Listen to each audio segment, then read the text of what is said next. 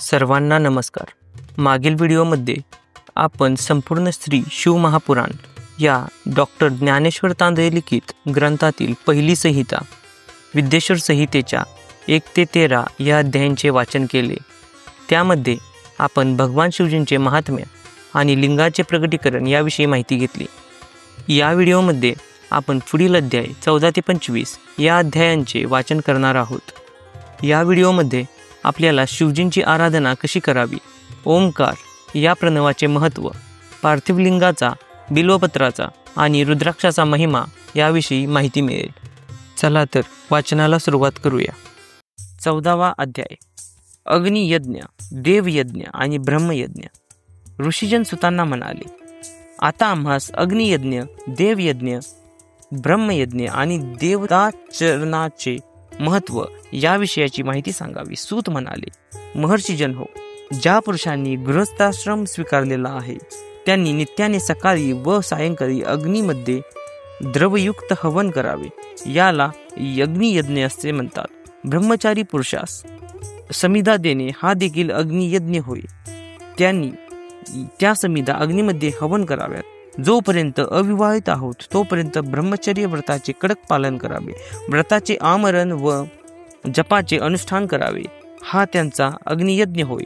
संन्यासी लोक आत्म्याला अग्निसमान मानतात. शरीर रक्षणासाठी थोडे अग्नी ग्रहण करणे हा त्यांच्यासाठी अग्नियज्ञ होय. दिवसा सूर्यामध्ये अग्नी अधिष्ठित असतो, त्यामुळे प्रातःकाली सूर्याला दिलेली आहुती अग्नियज्ञा समान आहे. इंद्रादी सर्व देवतासाठी अग्नीमध्ये आहुती देणे याला देवयज्ञ म्हणतात. चूडा करणाऱ्या संस्कारामध्ये विधियुक्त हवन कर्म केले जाते, तो ही देवयज्ञ होय. देवयज्ञ देवतांना प्रसन्न करण्यासाठी यज्ञ करणे हा देखील देवयज्ञ होय. नित्यनियमाने श्रवण, पठन, अध्ययन करणे याला ब्रह्मयज्ञ म्हणतात. सकाळी अथवा संध्याकाळी हा ब्रह्मयज्ञ करावा. शिवजींनी सृष्टीच्या आरंभी लोकांना उपयोगी पडावे म्हणून वाराची संकल्पना अस्तित्वात आणली. त्यांनी 7 वार निर्माण केले. वाराचा स्वामी सूर्य, त्या वाराला रविवार असे नाव देण्यात आले. त्यानंतर मायाशक्तीचा वार बनला. त्याचा अधिपती चंद्र, त्याला सोमवार असे नाव दिले. कुमाराच्या वाराला अस्तित्वात आणून मंगळाला त्याचे स्वामी केले. त्यानंतर विष्णू, ब्रह्मदेव, इंद्र आणि यम यांचे वाद निर्माण झाले. बुध, गुरु, शुक्र आणि शनी या ग्रहांना अनुक्रमाने त्यांचे अधिपती म्हणून नियुक्त केले. त्यांच्या नावावरून बुधवार, गुरुवार, शुक्रवार, शनिवार असे वार अस्तित्वात आले. रविवारी सूर्याची उपासना, सोमवारी चंद्राची, मंगळवारी मंगळाची, बुधवारी बुधाची, गुरुवारी गुरुची, शुक्रवारी शुक्राची, शनिवारी शनीची उपासना केल्यास पुण्यफल प्राप्त होते. त्या देवतांच्या मंत्रांचा जप करणे, त्यासाठी होम करणे, त्यांना आवडणाऱ्या वस्तूंचे दान करणे, त्यासाठी तपश्चर्या करणे, त्यांच्या प्रतिमेची अथवा मूर्तीची षोडशोपचाराने पूजा करणे ह्या 5 प्रकारच्या आराधना आहेत. जो श्रद्धा भक्तीने आपली नित्याची पूजा आराधना करतो त्यावर शंकर कृपा करतात. अशा प्रकारे श्रद्धापूर्वक अंतःकरणाने देवाची आराधना करावी. समाजाच्या हितासाठी ज्या काही सुखसोयी करता येतील त्या करण्याचा प्रयत्न करावा. धर्मशाळा बांधाव्यात. विहिरी, तलाव निर्माण करून जलाची व्यवस्था करावी. अध्याय 15वा. देश, काल, पात्र व दान याचे वर्णन.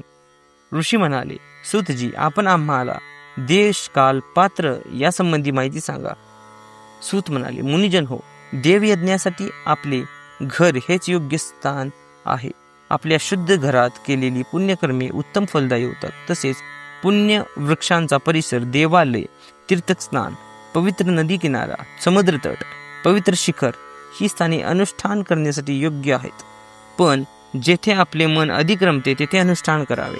कोणत्याही काळामध्ये शुद्ध अंतःकरणाने केलेली सत्कर्मे फलदायी असतात. साधू संतांचा सहवास हा अधिक पावन असतो. सत्संग हा सर्वात मोठा पुण्यकाळ होय. तप करणारे योगी, ज्ञानी, यती हे मानवाच्या पातकाचा नाश करतात. ते पूजनीय असतात. जे गायत्री मंत्राचे पुरुषरण करतात ते सर्वांचा उद्धार करतात. महात्मे, दान, सेवादी सत्कर्मासाठी पात्र असतात. उपाशी असलेल्या जीवाला अन्नदान करावे म्हणजे पुण्यफल लाभते. गरीब सदाचारी माणसाला दान धर्म करावा. वेद जाणणाऱ्या ब्राह्मणाला आणि गायत्रीचा जप करणाऱ्या ब्राह्मणाला दान धर्म केल्याने सत्यलोकी गती प्राप्त होते. शिवाची उपासना करणाऱ्यांना दान केले तर शिवलोकी गती मिळते. सद्भावनेने केलेले दानधर्म हा श्रेष्ठ होय. गाय, भूमी, तीळ, वस्त्र, धान्य, गूळ इत्यादीचे प्रकारचे दान द्यावे. गोदान पुरातन काळापासून श्रेष्ठ मानले जाते. तिळाच्या दानाने सामर्थ्य वाढते. गुळाचे दान दिल्याने मधुर असे भोजन प्राप्त होते. काळ आणि ऋतूला अनुसरून ज्याला जे शक्य असेल ते दान द्यावे. सद्गुरूंच्या मुखातून वेद, शास्त्र पुराणांचे श्रवण घडल्यावर प्रत्येकाला त्याच्या कृतकर्माचे फळ अवश्य मिळते. ज्यावेळी बुद्धीचा असा निश्चय होतो त्यावेळी त्याला उच्च कोटीची आस्तिकता म्हणतात. मंत्र, स्तोत्र आणि जप यांना वाणीद्वारे केलेले पूजन म्हणतात. व्रताचे आचरण, तीर्थयात्रा याला शारीरिक पूजन म्हणतात. ज्ञान हे सर्वात श्रेष्ठ दान होय. सत्कर्म कधी सोडू नये. तपश्चर्या करून आपणास जे ज्ञान प्राप्त झाले ते इतरांना द्यावे. अध्याय 16. देव प्रतिमेचे पूजन, पूजनाचे पुण्यफल आणि शिवलिंगाचे स्वरूप. ऋषीजन सुतांना म्हणाले, ज्या योगे सर्व अभिष्ट वस्तूंची प्राप्ती होते त्या पार्थिव पूजनाविषयी आपण सांगावे ही नम्र प्रार्थना. सूत म्हणाले, पृथ्वी ही अन्न, वस्त्र आदी सर्व वस्तू निर्माण करते. म्हणून मुक्तिकेपासून बनवलेल्या पार्थिव प्रतिमेचे पूजन केल्याने सर्व सुखाचे निवारण होते आणि इष्ट मनोगत पूर्ण होते. ज्या साधकांना प्रतिमेचे पूजन करायचे आहे त्यांनी नदी, तलाव अथवा विहिरीतील पाण्याखाली असलेली माती आणावी. त्या मातीमध्ये सुगंधी द्रव्य मिसळून ती शुद्ध करून घ्यावी. त्यानंतर ती चांगली मळावी. त्या ओल्या मातीपासून आपल्या आराध्य देवतेची सुंदर अशी मूर्ती बनवावी. तिच्या हातात आयुधे असावीत. तिला वस्त्रे, आभूषणे चढवावीत. ती आसनावर ठेवून आदर भावनेने तिचे पूजन करावे. गणेश, आदित्य, विष्णू, पार्वती, शिव अथवा शिवलिंग यांची पार्थिव प्रतिमा बनवून त्याचे पूजन करावे. त्याची षोडशोपचाराने पूजा करावी. शिवलिंगाला पाव किलो अन्नाचा नैवेद्य दाखवावा. देवतांना अभिषेक केल्याने आत्मशुद्धी होते. गंध अर्पण केल्याने पुण्य प्राप्त होते. नैवेद्य अर्पण केल्याने आयुष्य वाढते. धूप अर्पण केल्याने धन वाढते. दिव्याने ओवाळल्याने ज्ञान वाढते आणि तांबूल समर्पित केल्याने उत्तम भोग प्राप्त होतात. म्हणून ज्यास जसे शक्य आहे त्यांनी आराध्य देवतेच्या प्रतिमेचे पूजन करावे. ज्याला मानस पूजेची आवड आहे त्याने शांत मनाने मानस पूजा करावी. जी साधक ज्या देवतेची आराधना करतो तो त्या लोकी जातो. गणेशाची पूजा केल्याने पुत्र प्राप्ती होते. इच्छित मनोरथ पूर्ण होतात. विष्णू पूजन, अंबिका पूजन हेही महत्वाचे आहे. श्रावण मासात अंबिकेचे पूजन करावे. कार्तिक मासात महादेवाचे पूजन करावे. स्थावर जंगम संपूर्ण विश्व बिंदू नाद स्वरूप आहे. बिंदू हा शक्ती स्वरूप आहे आणि नाद हा शिवस्वरूप आहे. अशा प्रकारे संपूर्ण विश्व शिवशक्ती स्वरूप आहे. नाद हा बिंदूचा आणि बिंदू हा जगाचा आधार आहे. नाद म्हणजेच शिव, बिंदू म्हणजे शक्ती, विश्वाचा आधार आहे. शिवपिता आणि पार्वती माता यांची लिंगरूपाने पूजा केल्याने परमानंदाची प्राप्ती होते. जीवाला जन्मतः प्राप्त झालेले शरीर 6 भावविकारांनी युक्त असते. त्यामुळे तो विविध पाशात अडकून पडतो.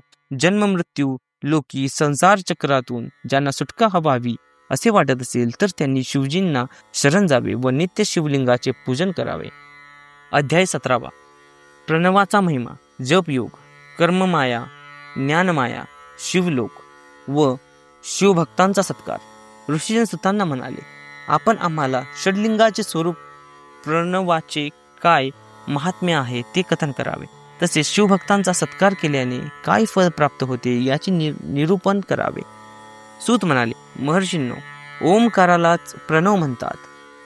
प्र म्हणजे प्रकृतीतून निर्माण झालेला महासागर आणि नवा म्हणजे नौका.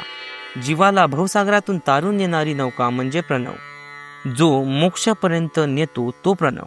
जो दिव्य असे ज्ञान देतो तो प्रणव. प्रणवाचे 2 प्रकार आहेत, एक स्थूल, एक सूक्ष्म.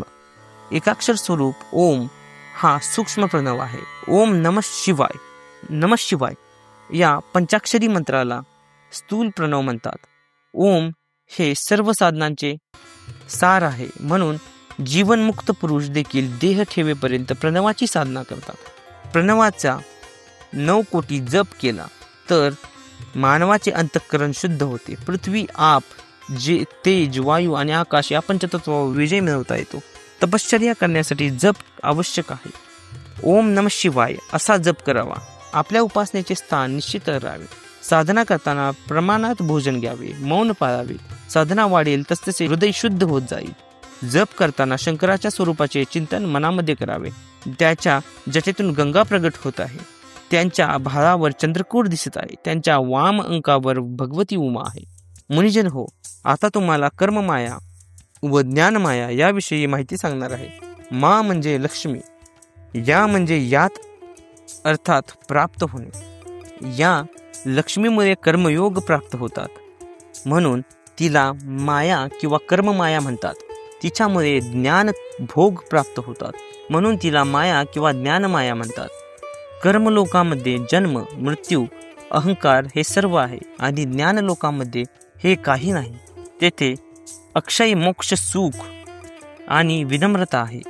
जे सत्य, अहिंसा आदी गुणांनी युक्त होऊन शंकराची पूजा करतात ते कालचक्राच्या पलीकडे जातात. साधकाने स्वतः शिवरूप होऊन पराशक्तीने पूजा करावी. शक्ती व लिंग याचे चित्र अथवा मातीची आकृती तयार करावी आणि प्राणप्रतिष्ठा करून निष्कपट भावनेने पूजा करावी. शिवलिंगाचा नादरूप व शक्तिरूपाला बिंदुरूप मानून जे परस्पराला मिळालेल्या शिवलिंगाचे व शक्तिलिंगाचे अर्थात शिवशक्तीचे पूजन करतो तो शिवरूप बनतो. देवाची पूजा करताना आपणच देवरूप बनून जातो. शिवभक्त शिवमंत्र रूप झाल्यामुळे शिवस्वरूपाचेच असतात. जो मनुष्य त्यांची मनोभावे पूजा करतो त्यांच्या मनोकामना पूर्ण होतात. अध्याय 18. बद्ध व मोक्षाचे स्वरूप, शिवलिंग प्रकार, भस्मधारण रहस्य, शिवभक्तांचे आचरण. ऋषी म्हणाले, सूतजी, आपण श्रेष्ठ आहात, तरी कृपया बंधन मोक्षाचे स्वरूप समजावून सांगा. सूत म्हणाले, प्रकृती आदी 8 बंधनांनी बांधल्या गेल्यामुळे आत्म्याला जीव ही संज्ञा प्राप्त होते. बंधनात अडकलेला जीव बद्ध म्हटला जातो. जो 8 बंधनातून सुटका करून घेतो त्याला मुक्त असे म्हणतात. बद्ध जीव बंधनातून मुक्त होतो तेव्हा त्याला मुक्त जीव असे म्हणतात. सूक्ष्म देह जागृत अवस्थेत सर्व व्यवहार करतात. सूक्ष्म देह जागृत अवस्थेत व स्वप्न अवस्थेत इंद्रिय भोग प्रदान करतात आणि कारण देह आत्मानंदाचा अनुभव प्राप्त करून देतो. शिवलिंगाची पूजा केल्या मुक्ती क्रमशः प्राप्त होत जाते. म्हणून शिवजींचा कृपाप्रसाद प्राप्त करण्यासाठी त्यांचेच पूजन केले पाहिजे. शिव, तप, शिवमंत्रांचा जप, शिवजींचे ध्यान आदी उपासना सातत्याने वाढवावी. सकाळी उठल्यापासून रात्री झोपेपर्यंत सर्व काळ शिवचिंतनात व्यतीत करावा.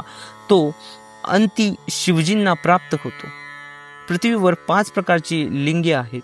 स्वयंभूलिंग, बिंदुलिंग, प्रतिस्थितलिंग, चरलिंग, गुरुलिंग अशी त्यांची नावे आहेत. सद्गुरूंच्या मार्गदर्शनानुसार पूजा कर्मे करावीत. इष्टदेवतेला अभिषेक करून तांदळाची खीर इत्यादी पक्वानांनी युक्त असा नैवेद्य अर्पण करावा. पूजा संपन्न झाल्यावर शिवलिंग बंद पेटीत ठेवून घरात शुद्ध जागी ठेवावे. निवृत्ती मार्गी लोकांनी आपल्या हातावरच शिवलिंगाची पूजा करावी आणि भिक्षा मागून आणलेल्या अन्नाचा नैवेद्य दाखवावा. शिव म्हणजेच श अधिक ई अधिक व, यातील शकाराचा अर्थ आहे नित्य सुख, शांती, समाधान. ई काराचा अर्थ आहे पुरुष आणि व काराचा अर्थ आहे अमृत स्वरूप शक्ती. या रूपालाच शिव असे संबोधले जाते. म्हणून शिव हाच आपला आत्मा म्हणून त्याची पूजा करावी. आपल्या अंगावर भस्म धारण करावे. भाळावर त्रिपुंड धारण करावे. पूजेमध्ये ओल्या भस्माचा उपयोग करावा. शुद्धी कर्मासाठी निर्जल भस्म वापरावे. दुःखाचे मूळ व्याधी आहे आणि व्याधीचे मूळ पातक आहे. धर्मचरणाने पाप दूर होते. शिवजींना अनन्य भावाने शरण जावे म्हणजे ते भक्ताचे दुःख व व्याधी याचे निवारण करतात. शिवभक्ताने सत्य, अहिंसा, सदाचार इत्यादी गुणांनी युक्त व्हावे. शुद्ध अन्नाचे सेवन करावे. आपली साधना कोठे प्रगट करू नये. जे भक्त असतील त्यांना शिवजींचा महिमा सांगावा. अध्याय 19. पार्थिव लिंग पूजनाचा महिमा. ऋषी म्हणाले, आता आपण आम्हाला पार्थिव लिंग पूजनाचा महिमा वर्णन करून सांगावा ही प्रार्थना. सूतजी म्हणाले, महर्षींनो, सर्व लिंगामध्ये पार्थिव लिंग सर्वश्रेष्ठ आहे. त्याच्या पूजनाने विविध सिद्धी प्राप्त होते. त्याची उपासना करून आजपर्यंत ब्रह्मा, प्रजापती, देवता, असुर, मनुष्य, गंधर्व, सर्प, राक्षस आणि अनेक भक्तांनी मनोरथ पूर्ण करून घेतले आहेत. निरनिराळ्या युगात वेगवेगळ्या प्रकारची लिंगे तयार केली जातात. सत्ययुगात रत्नाचे लिंग, त्रेतायुगात सोन्याचे लिंग, द्वापार युगात पाण्याचे लिंग आणि कलियुगात पार्थिव लिंग हे श्रेष्ठ आहे. पार्थिव मूर्ती ही श्रेष्ठ मानली आहे. तिच्या पूजनाचे तपश्चर्यापेक्षाही अधिक पुण्यफल लागते. ज्याप्रमाणे सर्व नद्यांमध्ये गंगा, मंत्रामध्ये ओंकार, वर्णामध्ये वर्ण जाणणारे ब्राह्मण, नगरामध्ये काशी, व्रतामध्ये शिवरात्री व्रत आणि शक्तीमध्ये शैली शक्ती सर्वश्रेष्ठ आहे, त्याप्रमाणे लिंगामध्ये पार्थिव लिंग सर्वश्रेष्ठ आहे. शुद्ध अंतःकरणाने पार्थिव लिंगाची पूजा केली तर पुण्य वाढते, धनधान्य ऐश्वर वृद्धिंगत होते, मन समाधानी राहते, सात्विक ऐश्वर वाढत जाते, सर्व इष्टकार्य सिद्ध होत जातात. जो शास्त्रसिद्ध उपचाराने श्रद्धा भक्तिपूर्वक अंतःकरणाने पार्थिव लिंगाचे व त्याच्या वेदीचे पूजन करतो त्याला काही कमी पडत नाही. देह ठेवल्यानंतर तो रुद्र लोकी जातो. जो त्रिकाल संध्यासमयी बिल्वपत्रे वाहून पार्थिव लिंगाचे पूजन करतो तो निश्चितच जीवनमुक्त होतो. अशा भक्ताच्या दर्शनाने, त्याच्या पदस्पर्शाने अनेकांची पापे नाहीशी होऊन जातात. जो नित्य पार्थिव लिंग बनवून त्याची मनोभावे पूजा करतो तो अनंतकाळ शिवलोकी राहतो. जो साकाम भावनेने पार्थिव लिंगाचे पूजन करतो त्याला ऐश्वर प्राप्त होते. जो शुद्ध प्रेमाने पार्थिव लिंगाचे पूजन करतो त्याच्या मनात कोणत्याही प्रकारचे मागणे नसते, त्याला सायुज्य मुक्ती प्राप्त होते. उत्तम कुळात जन्म प्राप्त होऊन सुद्धा पार्थिव लिंगाचे पूजन करीत नाहीत त्याला घोर नरकाची प्राप्ती होते. पार्थिव लिंग हे अखंड तयार करावे. द्विखंडात्मक केल्यास पूजेचे फळ लाभत नाही. रत्न, सुवर्ण, पारा, स्फटिक व पुष्पराग यांच्यापासून बनवलेले पार्थिव लिंग हे अखंड स्वरूपाचे असते. वेदिका ही महाविद्या आहे आणि महेश्वर देव हे लिंगरूप आहेत, म्हणून स्थावर लिंगात द्विखंडता असते. अखंड लिंग, चरलिंग आणि द्विखंड स्थावर लिंग याच्या पूजेचे फल समान असते. तरी शुद्ध अंतःकरणाने पार्थिव लिंग पूजन मनोभावे करावे. अध्याय 20. पार्थिव लिंग पूजनाचा शास्त्रसिद्ध विधी. सूत म्हणाले, हे महर्षीजन, तुमच्या मनात वैदिक कर्माविषयी श्रद्धा व भक्ती आहे, त्यामुळे मी पार्थिव लिंग पूजनाची वेदोक्त पद्धत सांगत आहे. ही पूजा मुक्तिदायक आहे. प्रारंभी विधीनुसार मंगल स्नान करावे. संध्या केल्यावर ब्रह्मयज्ञ करावा. त्यानंतर ऋषी, मनुष्य आणि पितरांसाठी तर्पण करावे. भगवान शंकराचे स्मरण करून भस्म व रुद्राक्ष धारण करावे. नंतर शांत मनाने पार्थिव लिंगाची भावपूर्ण पूजा करावी. नदीकाठी, पर्वतावर, वनामध्ये, शिवालयाला कोणत्याही ठिकाणी पूजा करावी. मातीच्या गोळ्याला आकार देऊन लिंग तयार करावे. प्रारंभी ओम नमः शिवाय या मंत्राचा जप करून पूजा सामग्रीवर प्रोक्षण करून ती शुद्ध करून घ्यावी. भुरारी मंत्राने क्षेत्रसिद्धी करावा. आपोस्मान या मंत्राने जलाचा संस्कार करावा. नम शंभनाम या मंत्राने क्षेत्रशुद्धी करून पंचामृताने प्रोक्षण करावे. त्यानंतर नमोस्तु नीलग्रीवाय या मंत्राने शिवलिंगाची प्रतिष्ठापना करावी. एतत्ते रुद्रावस या मंत्राने शिवजींना आसन द्यावे. नानमो महानत्म मंत्राने आवाहन करावे. या ते रुद्र या मंत्राने शिवजींना आसनावर बसवावे. यामिशी या मंत्राने शिवजींच्या अंगावर न्यास करावा. अद्यवोच्च मंत्राने अधिवासन करावे. असो यस्तांभ्रो मंत्राने शिवलिंगात इष्टदेवता शिवजींचा न्यास करावा. देवाच्या समीप जावे. पाद्य स्नान समर्पित करावे.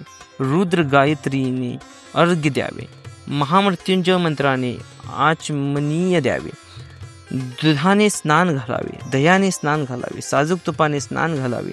साखरेने व पंचामृताने स्नान घालावे. त्यानंतर करगोटा अर्पण करावा. उत्तरीय वस्त्र व यज्ञोपवीत अर्पण करावे. पांढरे गंध लावावे. अक्षता व्हाव्यात. फूल अर्पण करावे. धूप लावावा. उदबत्तीने ओवाळावे. डाव्या हाताने घंटा वाजवावी. नैवेद्य दाखवावा. निरंजनाने ओवाळावे. साष्टांग प्रणिपात करावा. शिव यागाचा पाठ करून शिवजींचे विसर्जन करावे. पार्थिव लिंगाची पूजा शिवजींची नावे उच्चारून करावीत. हर महेश्वर, शंभू, शूलपाणी, पिनाकधृक, शिव, पशुपती, व महादेव ही 8 नावे उच्चारावीत. ओम इराय नमः म्हणून लिंग बनविण्यास माती आणावी. महेश्वराय नमः या मंत्राने लिंग तयार करण्यास घ्यावे. ओम शंभवे नमः प्रतिष्ठापना करावे. ओम शूलपानवे नमः याने आवाहन करावे. ओम पिनाक दृश्य नमः स्नान घालावे. ओम नमः शिवाय नमः पूजा करावी. ओम पशुपतये नमः क्षमायाचना करावी. ओम महादेवाय नमः या मंत्राने शिवजींचे विसर्जन करावे. शिवजींची प्रतिमा डोळ्यासमोर आणावी आणि स्तोत्रांनी त्यांचे स्तवन करावे. शिवजी, मी तुम्हाला पूर्ण शरण आलो आहे. माझ्यावर कृपा करा आणि माझे रक्षण करा. उंजळीतील फुले व अक्षता शिवजींना अर्पण करा. त्यांना साष्टांग नमस्कार घालावा. शिवस्तुती करावी आणि पुन्हा नम्र भावाने वंदन करून साष्टांग प्रणिपात करावा. अध्याय 21. पार्थिव लिंग पूजनाचे महात्म्य. ऋषी म्हणाले, सूतजी, कोणत्या कामनापूर्तीसाठी किती पार्थिव लिंगाची पूजा करावी हे आम्हास सांगावे. सूत म्हणाले, आपली कामना पूर्ण होण्यासाठी किती पार्थिव लिंगाची पूजा करावी हे आता मी सांगत आहे. विद्यार्थ्यांनी 1000 लिंगाची पूजा करावी. पुत्रप्राप्तीची इच्छा असलेल्यांनी 1500 लिंगाची पूजा करावी. वस्त्रांची इच्छा असणाऱ्यांनी 500 शिवलिंगांची पूजा करावी. मोक्षाची इच्छा असणाऱ्यांनी 1 कोटी शिवलिंगाची पूजा करावी. पृथ्वीची इच्छा करणाऱ्यांनी 1000, दया इच्छा करणाऱ्यांनी 3000, तीर्थयात्रा इच्छा करणाऱ्यांनी 2000, मित्रांची इच्छा करणाऱ्यांनी 3000, दारिद्र्य घालवण्यासाठी 5000 लिंगांची पूजा करावी. नित्यपूजेचे 1 लिंग पाप नाहीसे करते. शिवलिंगाच्या नित्यपूजनाने सर्व संकटातून मुक्तता मिळते. भवसागरातून तरुण जाता येते. सर्व देवदेवता लोक शिवलिंगाची पूजा करतात. शिवलिंगाबरोबर पृथ्वी, जल, अग्नी, वायू, आकाश, सूर्य, चंद्र आणि यजमान या त्यांच्या 8 मूर्ती पूजनीय आहेत. त्यांच्या समवेत सर्व भव, रुद्र, उग्र, भीम, ईश्वर, महादेव आणि पशुपती या मूर्तींचे पूजन करावे. त्यानंतर शिवजींच्या परिवाराचे पूजन करावे. ईशान, नंदी, चंड, महाकाल, भृंगी, वृष, स्कंद, कर्पदीश्वर, सोम, शुक्र या क्रमाने चंदन, अक्षता आणि बिल्वपत्र वाहून पूजन करावे. त्यानंतर भगवान शिवजी समोर वीरभद्राचे आणि कीर्तिमुखाचे पूजन करावे. 11 रुद्रांचे शास्त्रविधीपूर्वक पूजन करावे. यानंतर पंचाक्षर मंत्राचा जप, शतरुद्रापाठ करावा. त्याचप्रमाणे शिवांची विविध स्तुती स्तोत्रे म्हणावीत. तसेच शिवपंचांग पाठ करावा. शिवप्रभूंना अत्यंत आदराने नमस्कार करून शिवलिंगाचे विसर्जन करावे. त्यामुळे शिव सायुज्यता प्राप्त होते. सर्व शिवपूजन हे शास्त्रविधीनुसार करावे. रात्रीच्या समयी करावयाची सर्व देवकार्ये उत्तराभिमुख बसून करावीत. शिवपूजन हे देखील उत्तरेकडे तोंड करून करावे. शिवलिंगाची स्थापना करण्यात आलेली आहे. तेथील पूर्व दिशा शिवजींच्या समोर येत असल्याने तेथे बसू नये. उत्तरेला शिवजींचे वामांग असते. तेथे शक्तिरूप उमादेवी विराजमान असते. त्यामुळे पूजा करणाऱ्याने उत्तरेला बसू नये. दक्षिणेला उत्तराभिमुख बसून शिवपूजन करावे. शिव उपासकाने भस्माचा त्रिपुंड लावावा. रुद्राक्षांची माळ धारण करावी. बिल्वपत्रे इत्यादी साधनसामग्री बरोबर घेऊन पूजेला बसावे. म्हणजे पूजा करताना उठाव्यास लागणार नाही. अत्यंत एकाग्रतेने आणि शांत मनाने पूजा करावी. अध्याय 22. शिवनैवेद्य आणि बिल्व महिमा.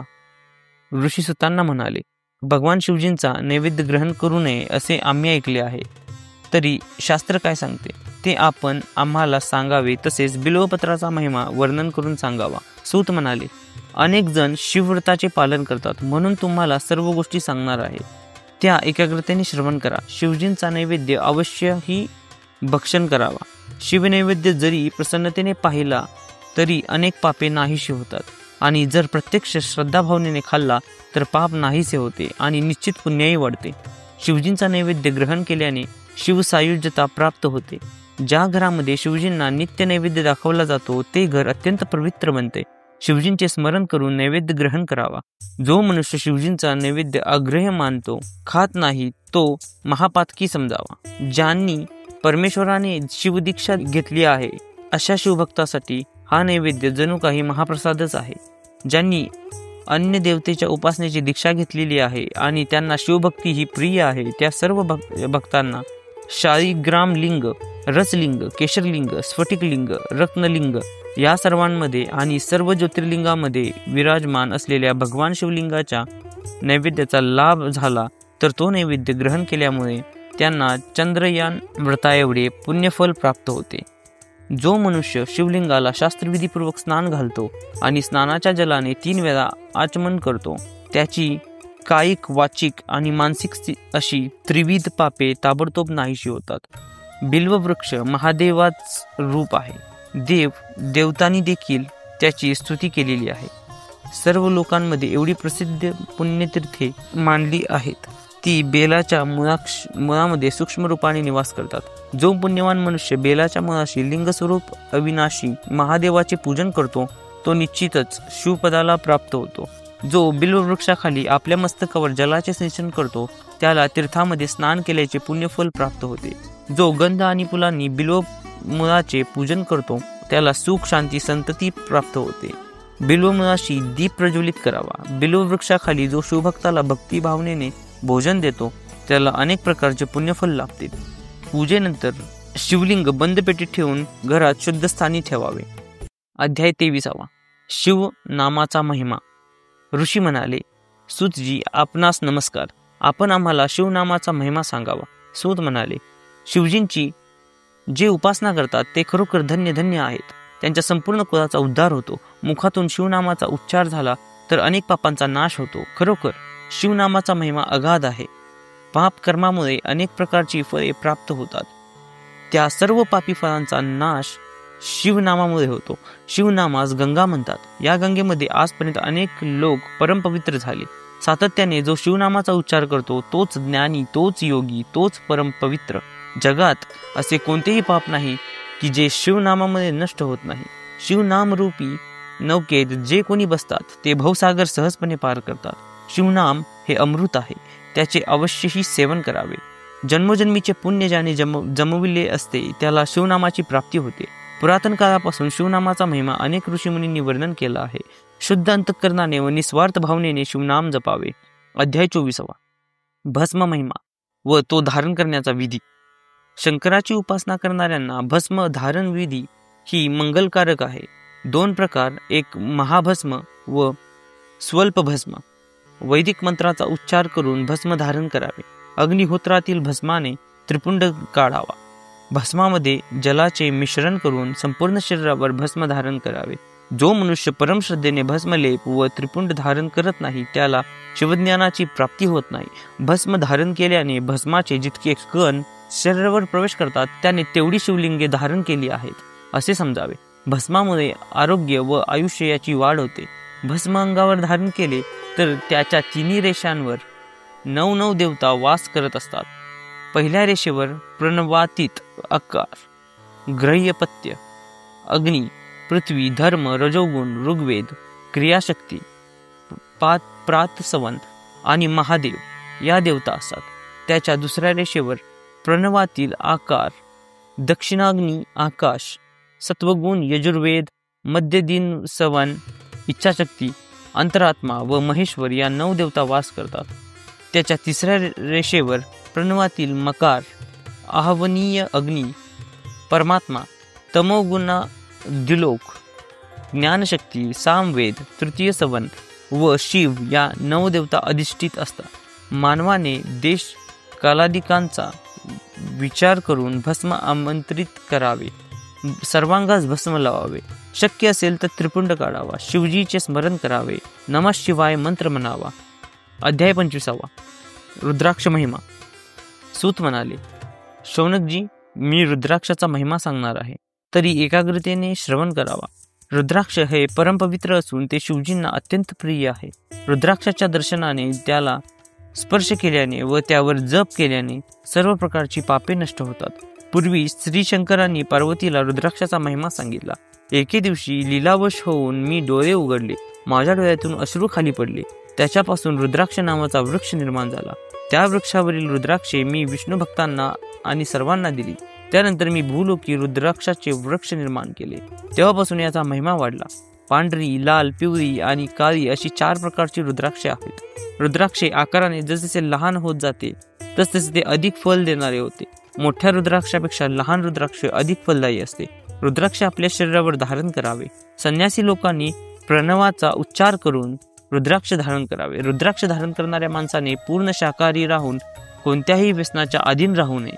फक्त सात्विक अन्नाचे सेवन करावे. भस्म, त्रिपुंड, रुद्राक्ष व शिवनाम धारण करणारा कोणताही मनुष्य दुराचारी होत नाही. सर्व प्रकारचे परमात्म्याचे नियम हे माणसाने सदाचारी राहून आपल्यातील देवत्व प्रकट करावे यासाठी आहे. रुद्राक्ष धारण करून जो दुराचाराने वागेल त्याला विविध प्रकारच्या पापांचे प्रायश्चित्त भोगावे लागते. यासाठी सत्संगती करावी, सदाचारी बनावे व रुद्राक्ष धारण करावे. अनेक मुखांची रुद्राक्षे असतात, त्यावर विविध प्रकारचे देवदेवता असतात. हे पार्वती रुद्राक्षाचे 14 प्रकार आहेत. त्याला धारण करण्याचे मंत्र सांगतो. 1. ओम नमः श्रमा नमा. 2. ओम नमः. 3. ओम क्लीं नमः. 4. ओम व्री नमः. 5. ओम व्री नमः. 6. ओम ह्री हू नमः. 7. ओम हू नमः. 8. ओम हू नमः. 9. ओम ह्री हू नमः. 10. ओम ह्री नमः. 11. ओम ह्री हू नमः. 12. ओम क्रो क्षौ रौ नमः. 13. ओम ह्री नमः. 14. ओम नमः. या 14 मंत्रांनी क्रमशः एकमुखी रुद्राक्षापासून 14 मुखी रुद्राक्ष धारण करावे. रुद्राक्षामुळे भूतपिशाचाची बाधा होत नाही. सूत म्हणाले, हे मुनीश्वरांनो, रुद्राक्षाचा महिमा भगवान शिवजींनी पार्वतीला सांगितला. त्याचे कथन केले. भस्म व रुद्राक्ष धारण करून शिवाची उपासना करावी. कोणतीही उपासना ही व्यर्थ जाणार नाही. विद्येश्वर अध्याय पूर्ण.